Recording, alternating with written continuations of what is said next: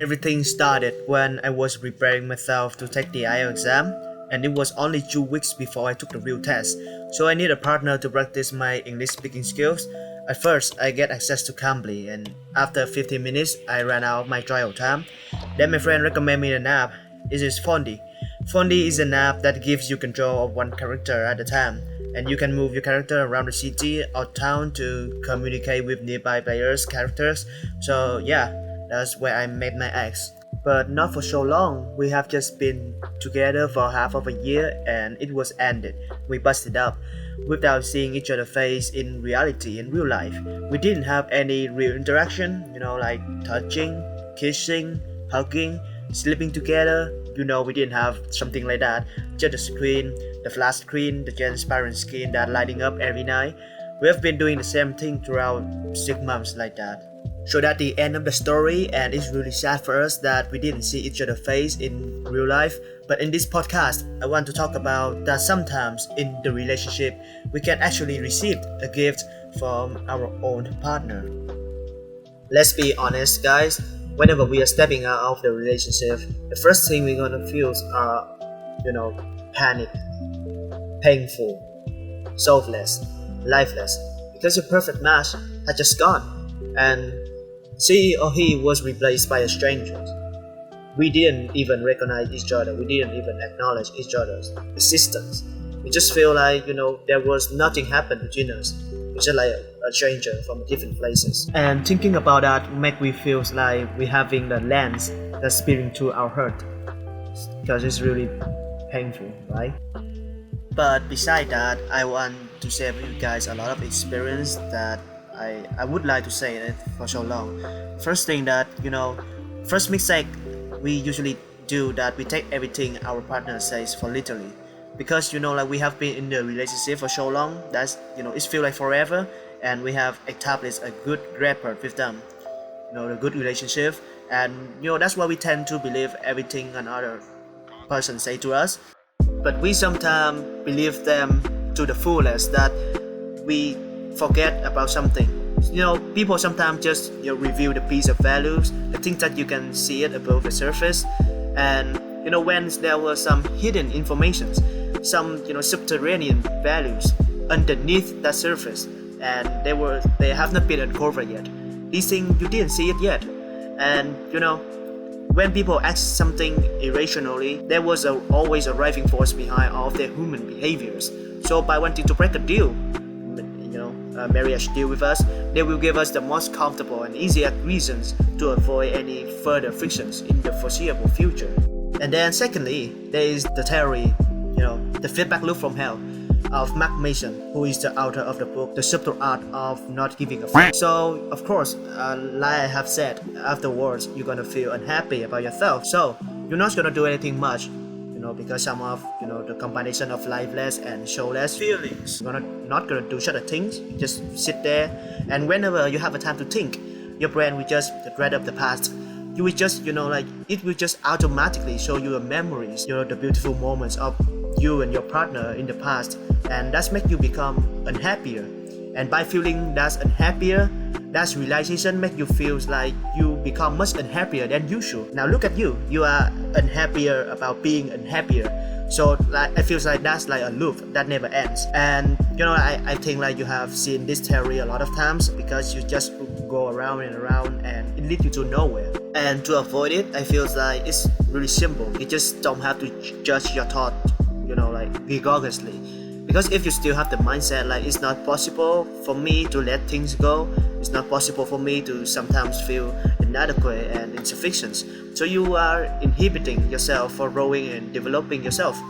And you have the sense to feel the pain, and the sadness is one of the most beautiful part of being the human. And finally, we usually think we are the root of the problem leading to the end of the relationship. We will have some questions like what if I be a better person so she or he won't leave me? What if I change the thing to the different way? But all these things are just our hypotheses and projections without any evidences. We just feel like if we do something better, we try harder and everything will be different. These things are all the justification for the end of the relationship. You cannot control your partner's emotions or feelings. These things are up to them. And you cannot upload the picture after that and hope that your ex will see it and we can reconstruct the relationship together. The thing you can do right now is not to take responsibility for yourself in the past, but for yourself in this moment. Your ex not gonna appear and reassure us it's our missions right now, even though sometimes we are not at the root of our problems, but we still have to be responsible for it. And it's one of the moments in our life. So if you hit somebody with a bike, you are now simultaneously at the fault of causing that problem and have to be responsible for that. But is it your fault that leads your partner to leave you?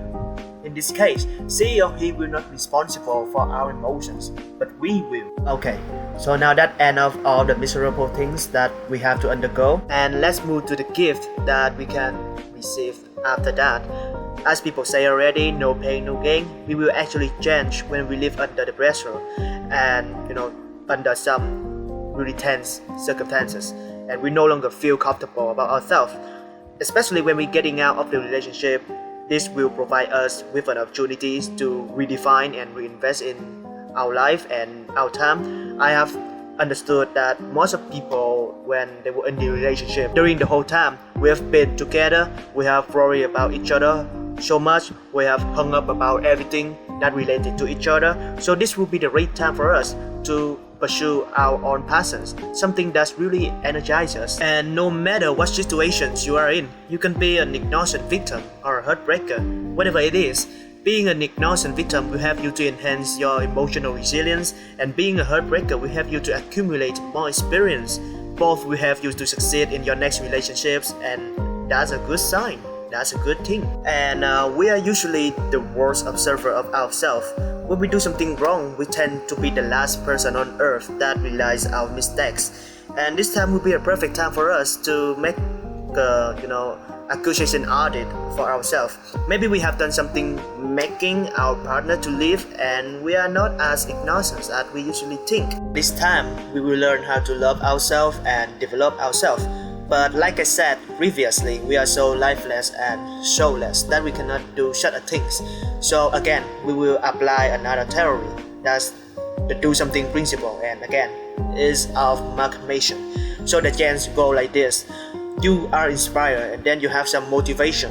And after that, you will, because of that motivation, you will run into action to do something, and the chance will keep continuing.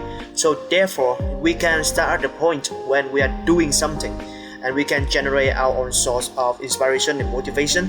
So as you can see, by applying the do something principle, we can become our own source of motivation, keeping us to move forward. The do something principle can help you to fulfill and satisfy your hobbies, but you have to differentiate between distractions and motivations. Distraction is just a short-term process. It's like hitting a club with your friends, having a drink, travel to somewhere else that you like. These things just generate a little of temporary highs and pleasures to cover and numb the pain. And the more you cover and numb your pain, the more painful you're gonna feel when you really confront the reality, the real life. So whereas motivation is something that makes us willing to do it, no matter how cost it takes. It can be a project that you wish to launch but didn't have a chance, or maybe it's just a podcast like I'm doing right now. This is the bottom line. We have to shift our intention from our ex to something that we love to do. So that's pretty much everything I want to say. Just remember that we are all in this situation together and we're gonna make it through. Last but not least, I want to say that everything I could say is borrowed. All the things I have are mostly from books and videos that I have read and watched. I really appreciate the people that have been watching my first podcast until now.